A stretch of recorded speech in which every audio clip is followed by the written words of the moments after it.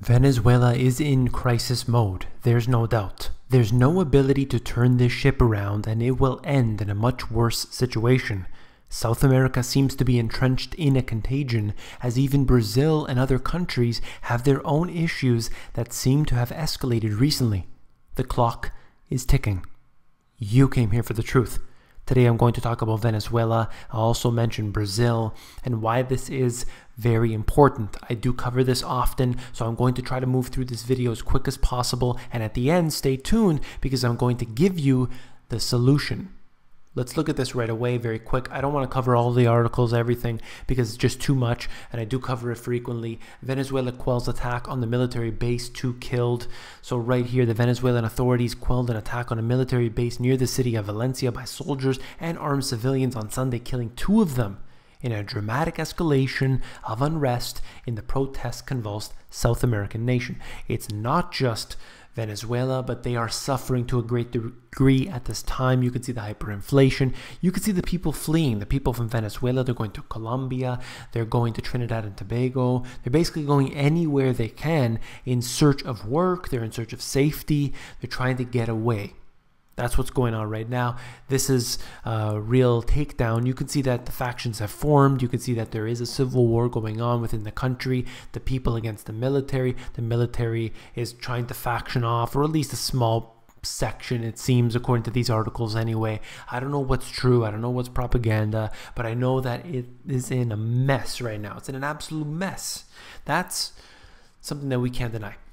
Venezuelan forces arrest 7 men after terrorist attack, quote, on military base, and hundreds take to the streets in support of the uprising against the president. All I know is that people are suffering in the country right now. You can see that there are significant lineups. There are shortages of some products. People are unable to get the things that they need. So they're taking to the streets, whether you like it or not. That's what's happening. So there are protests that are taking place. There are demonstrations, and things are getting really, really hot. Attack took place in the early hours on Sunday at a base in the city of Valencia. Residents said they heard gunfire. The government said the attack was carried out by civilians in military uniforms. And what they're trying to say is this isn't the military that's doing so. We have, to uphold our strength here. The military is good. The military is strong. They support Maduro, everything else. I don't know. Maybe, maybe not. Looking at this. Pro and anti-government factions dug themselves further into their trenches Monday amid Venezuela's deepening political crisis, with each side staking a claim to the powers granted them by the dueling national assemblies. The government is in a mess right now because they appointed this new assembly, which is just destroying individual liberty, and it is upsetting a lot of people. There is a government that's there, and it's almost insignificant. Who cares about the government? Who cares about all of their ideas and their legality? No, that doesn't matter. Let's just absolve that portion of the government. You don't do anything any longer. And we have this new assembly, which happens to be Maduro's son and wife and others, friends of those, and they will be the ones to decide what will happen to the future of Venezuela. It's getting worse. That's all I can tell. There's a lot of suggestion that things are turning around, and maybe, this can help out and this and that there aren't so many lineups for food and everything. I see the conditions worsening. That's the way I see it. So whether or not it's coming from external factors, from internal, I just want to know the end result, and that is people are suffering. Except for a few, of course. Chavez's family, Maduro's family. Maduro has expanded the military political power even further, giving them control of key sectors of the economy, check this out, such as food importation. He also rewarded soldiers with pay raises and bonuses that are the envy of civilians struggling amid triple-digit inflation and widespread shortages. So that's what people are dealing with. At the same time, he's basically saying, you are going to get raises, you're going to get everything that you need because I need some protection, so you are going to be taken care of. it gets into more over here. Just talking about the loyalty of the military. That's what they need right now, or else Maduro's in big trouble. They will have a coup. They will overthrow the government. They can't have that. So he's making sure they're well taken care of. This is talking about the attack here. At around the same time, a military base was attacked in the state of Carabobo near the capital, Caracas, an assault that the government said it had repelled, but not before some of the assailants made off with weapons. This is what they said. We declare ourselves legitimate rebellion, united more than ever within the valiant state of Venezuela, to disavow the murderous tyranny of Nicolas Maduro, a military man said. We don't know if this is part of the military. We don't know if this is civilians in military clothing. All I know is that there's an uprising going on. The people are taking to the streets and they're not happy. Let's look at this. Moving on to Brazil. 3,500 Brazilian soldiers entered Rio slums amid violence spike. And that's not all, because last week, it says right here, 8,500 soldiers were deployed in Rio to fight organized crime gangs which control many of the city's slums. I just read that, people made a wrong turn. Some tourists, British tourists, in fact, made a wrong turn into one of the favelas and they were killed, killed. And that's just the way it is. There's so much crime that has happened. And it's all, or escalated since the World Cup or the, I think there was a soccer or Olympics or whatever it was that was happening there.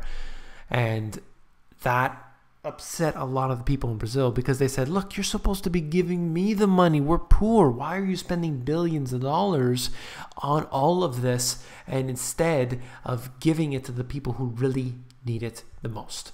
And of course, that never works like that. Never, ever does it work like that.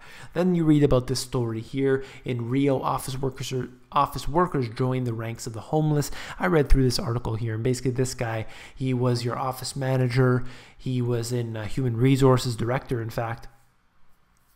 And here he was having a nice job and ultimately got laid off, ended up homeless, and he's living on the streets. What he does is he wears these sort of dirty clothing so that nobody bugs him, and then at some point he will go into public restrooms.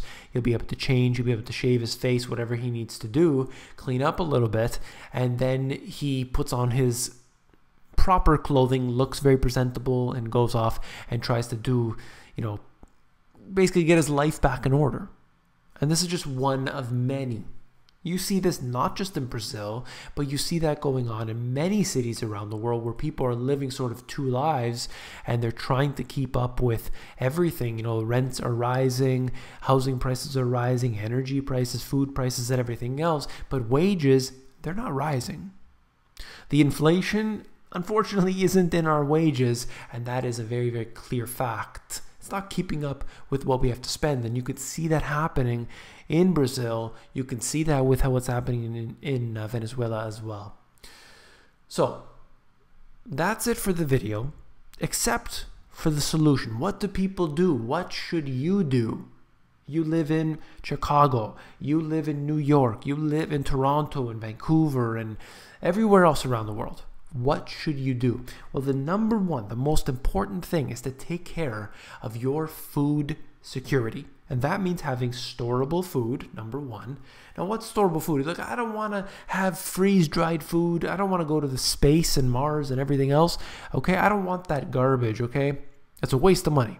I don't want to eat that. And you hear all these silly complaints. Well, what about having many large bags of rice? It stores for a long period of time if you keep it in the right place. It's something that you will consume regularly. You don't have to worry about it. That's one thing you can do. Okay, so there's one tip. But I also want to check out 1 Yard Revolution. This guy is a legend in his own way.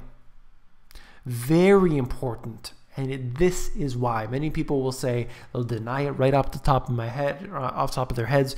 You can't grow food when you live in a northern climate. Well, 1 Yard Revolution shows you how to do that. Look, full snow, and he is growing so much food. You have no idea. All these greenhouses, which are just simply, he built them himself, do-it-yourself type of greenhouses, successfully growing food in Chicago. freezing cold weather throughout the year, he's growing that. You can also check out something called 4-Season Harvest. That's a book. And you can also, there's information on YouTube about it as well. But 1 Yard Revolution does it so simple, and I really respect the guy. You can check that out. Just go to YouTube and find that for yourself. Food is important. He teaches you all the techniques of how to grow more food, specifically within these cold type environments, using the greenhouses, how to build them, everything else. You can do that. You can also see John Kohler's work, his growing your greens. If you just type in growing your greens, you get some other information. But specifically for this purpose, 1 Yard Revolution is what you have to check out. Do not skimp. Do not try to get away from this. Do not take this lightly. The food is the most important thing. Look at the lineups that have been created in Venezuela because of this. What about food inflation? If your food becomes too expensive and suddenly you don't have that disposable income you used to because all your money is going to food, well, then you may have to start cutting back on certain types of food and everything else. Why not grow really good quality food in your own backyard? You could do that. This is a fairly standard size backyard. He lives in a suburban area, it looks like, and he's growing his own food there and he's doing a good job of it. You can do that too. If you don't have the room because you live in a condo or something like this, you always have your balcony, which you can grow some type of food there. You can do sprouts on your counter. You can get an arrow garden inside your house. And while that may not be able to feed a whole family, it makes a difference. Even just a small difference may be the difference between life and death. If you found this video informative, please give me a thumbs up. And last but not least, if you found the video informative, I know you will find my books, The Money GPS and my new release, Global Economic Collapse, even more informative. So check these books out on Amazon. The links are in the description below where you can flip through the books. Take care.